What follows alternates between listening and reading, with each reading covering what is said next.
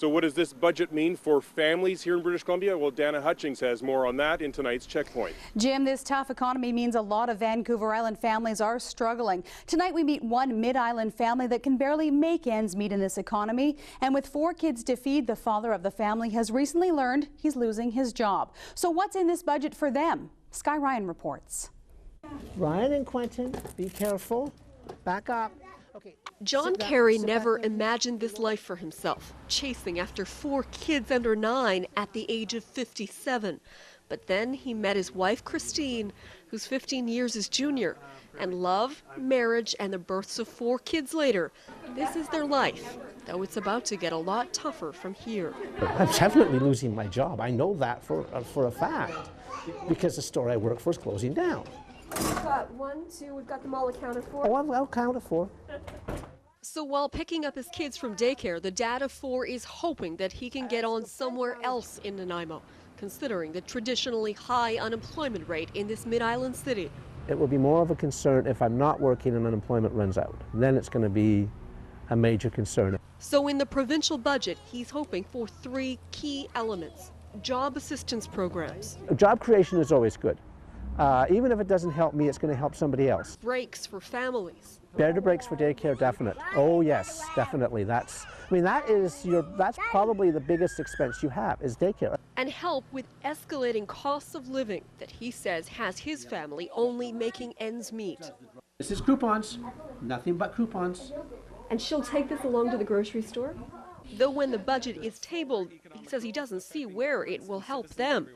It's the middle class spending the money, putting more money in our pocket means we will spend it. We're more likely to spend it than anybody else. Yeah. Hi, baby girl. So we are more likely to spend it than anybody else, and that's what's going to drive the economy because it's a consumer economy. You didn't see it in this budget? I don't think I saw it in this budget. Any safety net this Nanaimo dad was hoping for isn't in this budget, so he'll keep his family spending tighter than ever.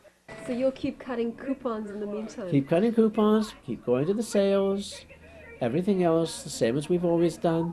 And hope you get that job. And hope I get that job, or a job, but yeah. Uncertain days ahead as much now as before this budget's release. And our Checkpoint question tonight, the government is aiming to control spending and eliminate the deficit with this budget. Is that the right approach? I think we have a AAA credit rating at the moment, and I think that we need to maintain that to lower our interest payments in the future. They cut it with some of the rich pensions that are going on out there. Yeah, I'm all for that. Paying down the debt is prudent fiscal policy, and it makes a lot of sense. It's better for the future of this province. I think it's the wrong government, though. Thanks.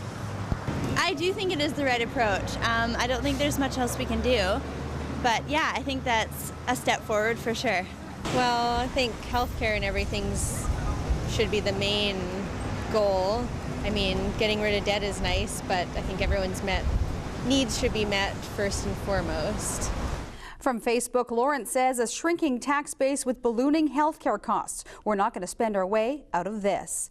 Jody says, in a word, no. They should be working on building and creating jobs. The middle class and the lower class are just going to continue to suffer. And our web poll question, should the deficit reduction be the government's top priority? 53% say yes, while 47% say no. There was also a lot of talk on social media about this being a wedge budget. Big business saying they need this tight fiscal budget, and unions saying it's taking us down a dangerous path. And Jim, that's tonight's Checkpoint.